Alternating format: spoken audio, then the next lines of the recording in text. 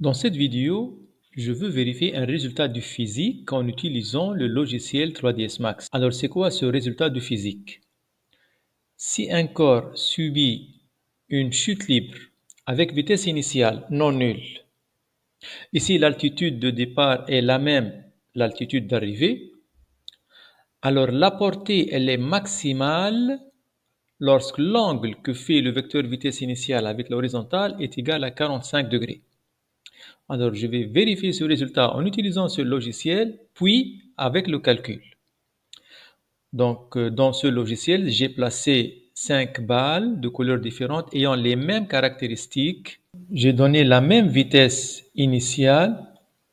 J'ai veillé à ce qu'il parcourt ce segment-là pendant la même durée.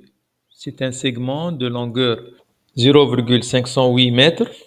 Pendant une durée de 3 images, et moi je travaille à 30 images par seconde, donc chaque image représente 1/30 de seconde, 3 images donc 3/30, 1/10 de seconde. Donc la vitesse initiale vaut 5,08 mètres par seconde. Alors regardons pour quel angle la portée est-elle maximale.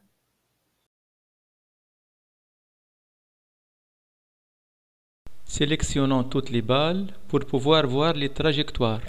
Voilà, pour la balle jaune, voilà le point d'impact. Pour la balle bleue, voilà le premier point d'impact. Pour la balle noire, voilà le premier point d'impact. La balle rouge, voilà le point d'impact. Et la balle marron, voilà le point d'impact. Alors, on remarque facilement que la portée est maximale et pour la balle noire, c'est-à-dire pour l'angle 45 degrés.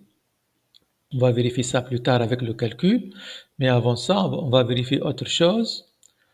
Remarquez ici, vous avez 15 degrés, ici 75. La somme, c'est 90 degrés, c'est-à-dire les deux angles sont complémentaires. Regardez, comparez les points d'impact.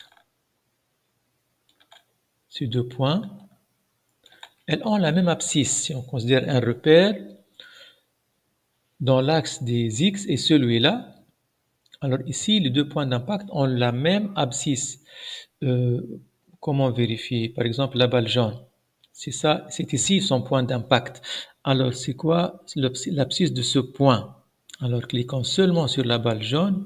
Alors, 1,3 mètres. Cliquons maintenant sur la balle marron. Atteignons le point d'impact. Le voilà. L'abscisse, c'est 1,3 aussi. De même, ici, 30 degrés, 60 degrés. Revenons en arrière un peu. Alors, le point d'impact, atteignons-le. Ici, on a 2,3. Regardons maintenant la boule rouge. Atteignons le point d'impact. L'abscisse, c'est 2,28, c'est à peu près égal à 2,3. Donc, on peut conjecturer que deux angles complémentaires, comme 15 et 75, 30 et 60, deux angles complémentaires nous donnent la même portée. Donc, vérifions tout cela avec le calcul. Donc, notre balle subit une chute libre avec vitesse initiale V0. Le vecteur fait un angle alpha avec l'horizontale. Remarquons que l'altitude de départ, c'est égal à l'altitude d'arrivée. La deuxième loi de Newton, appelée aussi relation fondamentale de la dynamique RFD, nous permet d'écrire la somme des forces extérieures égale à m fois vecteur accélération, mais la balle n'est soumise qu'à son poids, donc P égale m fois A, le P c'est m fois G, on simplifie par m, et donc notre vecteur accélération c'est égal à G, donc les composantes du vecteur A sont les composantes du vecteur G qui sont 0 et en tenant compte du sens, c'est moins G, 0 moins G. Le vecteur vitesse, c'est une primitive du vecteur accélération. Une primitive de 0, c'est une constante, mais en tenant compte des conditions initiales, la première composante du vecteur vitesse à t égale à 0, c'est égal à V0 cosinus alpha.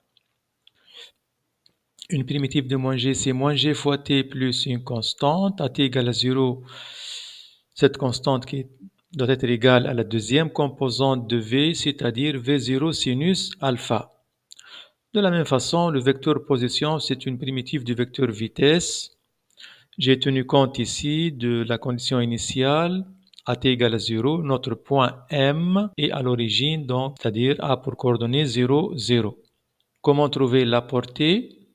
L'abscisse de ce point d'impact, ce point-là a une ordonnée nulle, donc j'écris que cette deuxième composante est égale à 0. Donc c'est pas la peine de trouver le discriminant, car cette constante C elle est nulle, donc il suffit de mettre le T en facteur, et on aura deux possibilités pour T. C'est cet instant-là qui nous intéresse, qui correspond au point d'impact. Donc comment trouver la portée? On a trouvé l'instant de l'impact avec le sol.